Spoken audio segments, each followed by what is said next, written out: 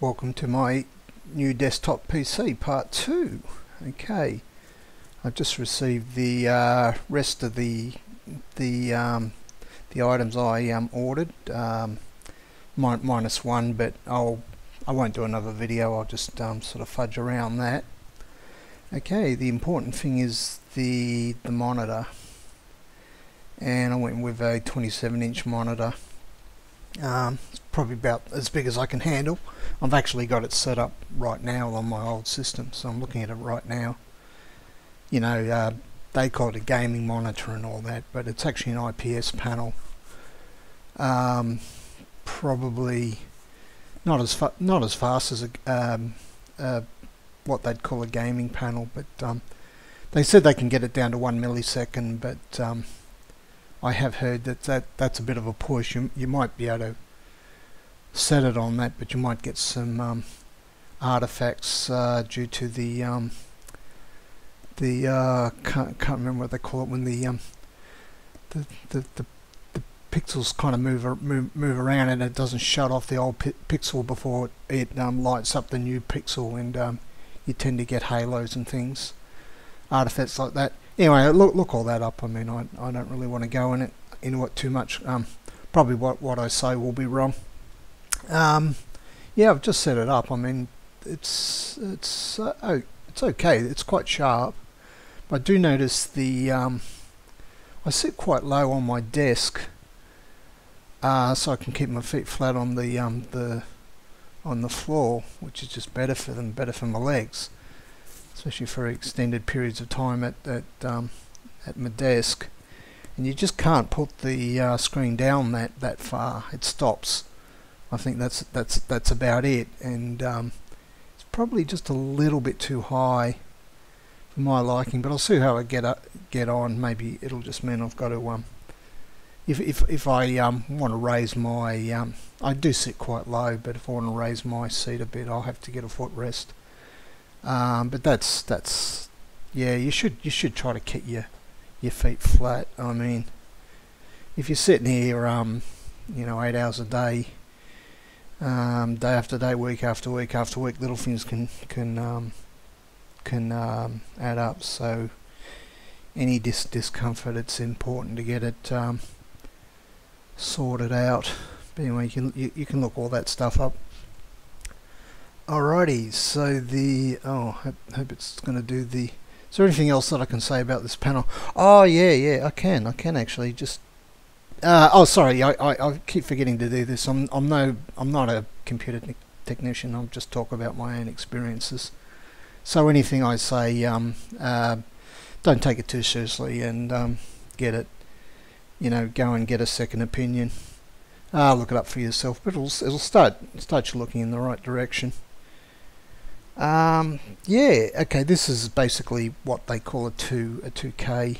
Some people call it a 2K monitor, but you know, I reckon that's just more jargon. There seems to be about 4 different definitions of what 2K means. What I have bought it for is to get it up to 256 times 1440 at a refresh rate of about 144 hertz. So I think I can I actually push it higher than that? I probably can, but I'd have to drop the refresh rate right down. Actually, no, I probably can't. That's probably the maximum. Then you'd be getting into 4K monitor territory. So I stuck it on my old potato system, which has got a NVIDIA 750 Ti, and yeah, it came up. That resolution did come up, but the thing is, it's clamped at 60 hertz. So I tried to get around it by picking some other slightly different configurations, and it won't go any higher than that. It will definitely go lower. Interestingly enough, if I set it back to 1080, I can probably get it up to about 120 hertz. So I'm actually going to do some quick benchmarking to see if that actually improves the performance of some of the games that I got now, just out of my own interest. Well, it'll all be academic once I finish building my new system, of course. Yeah, the other thing is it's got an external power supply, and I can't say I didn't even know that. I'm just wondering if I would have even got it if I knew that. It's not a big deal, but I just don't like external power supplies. They tend to clutter up your desk after a while. I've already got several. I usually try to avoid them. I just don't like them.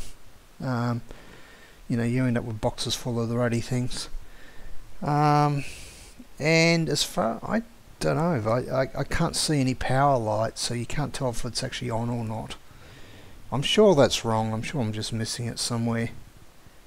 Yeah, I'd like to know if I've left the power on so I can switch it off, especially if I'm going on holidays or something.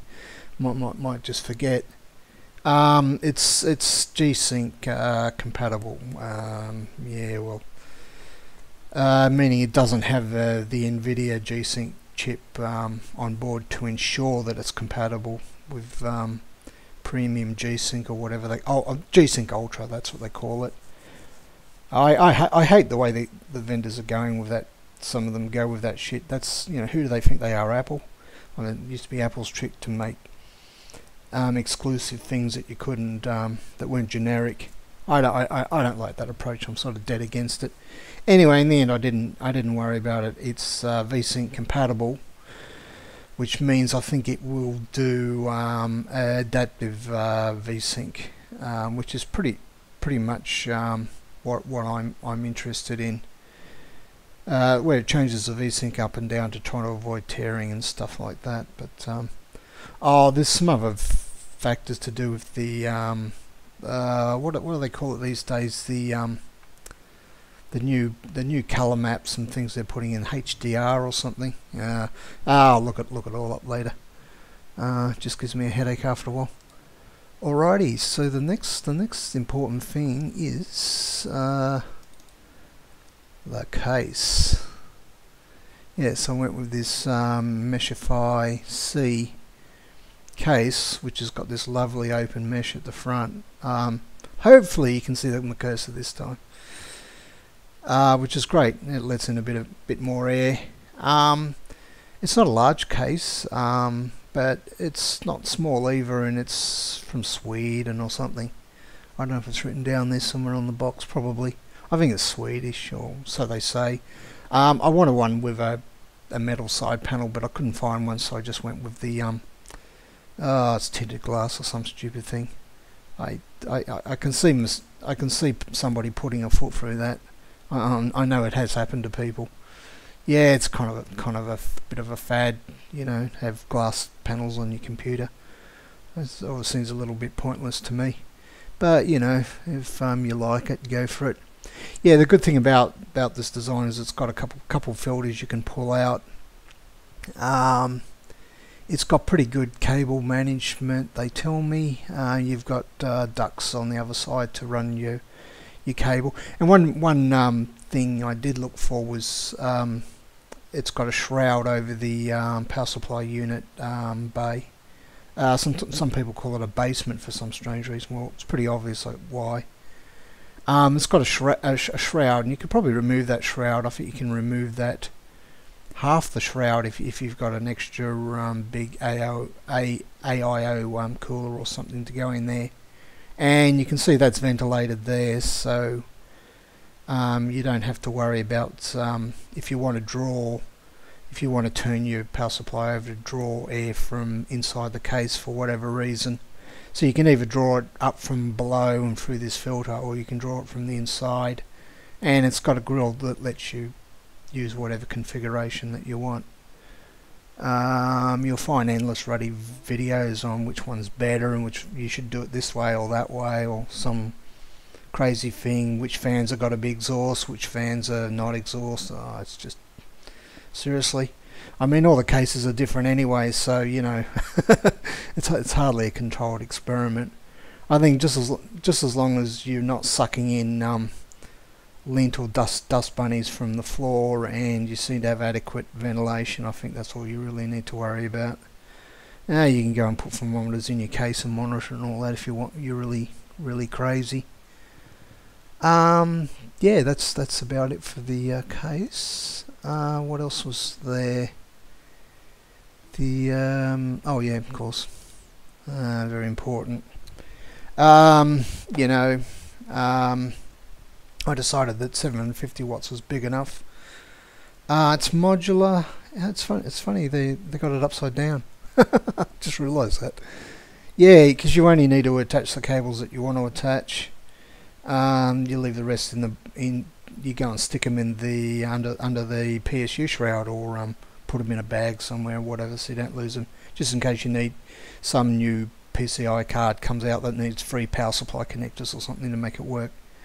So don't never throw those cables away, but you only need to use the ones you want to use, so it makes cable management a little bit easier. Of course, there's you know, reputable brand, and it's yeah, it's the 80 plus certification, so it should be pretty stable and operate correctly as specified. And hopefully it's got a fairly quiet fan. I'm getting a little bit sick of fan noises. I actually got my old PC sitting on the desk next to me, but I'm going to try to put the new one on the floor just to get it away a little bit. Hopefully all the cables will reach. Oh, there's probably not much else you can say about it, other than, you know, you get what you pay for, basically. What else have I got here? Ah, yes, of course, the cooler. Very flash, except for the brown colour. Actually, I think the one I ordered is black, so who cares? I'm not. I don't think I'd ever get to the stage where I'm going to be showing off my CPU cooler fan and then I worry about what colour it is. That's why I'd rather get a steel panel on your on my case, so people can't look at the guts of my PC and see how badly I wired it up. Somebody's even said, "Oh, look, you should consider that. You know, if you're in an office these days, not millennials, younger than millennials, they'll go and they'll look at your PCs and stuff like that as they're walking through your office when they're trying to make a bit of a judgment about you." And I thought, oh well, whatever. I guess first appearances are important. So maybe if people are able to look into your PC case, maybe you should go for black and not brown. This one should be big enough. It's got 2 fans on it. It should be big enough for an i9 9900K. It's got a pretty good heatsink at the bottom. I think you do got to stick your own thermal compound on. It's not sort of pre-treated or anything. The only thing is that this is quite it's quite massive. Where does it say how much it weighs? Even though there's a plate that goes through your motherboard, that's it. There's no sort of attachments to the case or anything like that. Honestly, if I would think, I'll have to have a look at it once I install it. If I was to ship my PC somewhere or store it even, I'd be tempted to take this cooler off, because it's bouncing around on top of your motherboard. And yeah, look, you know, if you're shipping a desktop computer, you should put those little transportation foam inlays or sacks inside it anyway, to just make sure everything's in such a way that it can't move. But I'd be tempted to take this off and ship it separately. Yeah, because it's going to be just sitting on top of the motherboard. Okay, that's a bracket there, but yeah, just looking at it now. Anyway, that's the plate that goes underneath, right? Okay. It probably comes with a bit of thermal paste too, I think. That's good. I don't need to buy anything else. What else we got? What else we got here? That's about it, really. I hope. Well, how many items did I get delivered today? One, two. So 1, 2, 3, 4. Yeah, just. I guess you got to do this once. You got to go and buy a fancy multi-bit screwdriver. I'm just wondering if you even need to get this many bits. But I guess all these different bits. You mostly use Phillips in assembling a computer. You should be, they're the side cutters, so you can trim off any zip ties that you use to make it look all nice and neat. Although honestly, you can just leave them there. I mean, they're not going to hurt anybody. It's just if you're purist, you go and trim all your zip ties. I guess that's. I haven't even opened this one yet. I guess it's a ratchet of some sort. And you get your tweezers there, and you got some sort of. It's actually dislodged, doesn't it? Dislodged in shipping. Oh no! Some of these heads you'd probably use them about once, but at least you got them if you need them. Maybe it's like an extender. I don't really know. Just get right down into a difficult to reach spot. And of course, especially with people getting on my age, sometimes I need a little bit of a magnifying glass to go and read a serial number or something like that. Okay, so that's about it, really. What's my schedule like this week? It's yeah, okay. We're in the silly season, and there's things on. Probably I won't get the PC assembled until next week, because I mucked up the shipping a bit. I could have got everything, perhaps even last week, if I had organised it correctly. But that doesn't matter. And what I might do is I've got some benchmarks.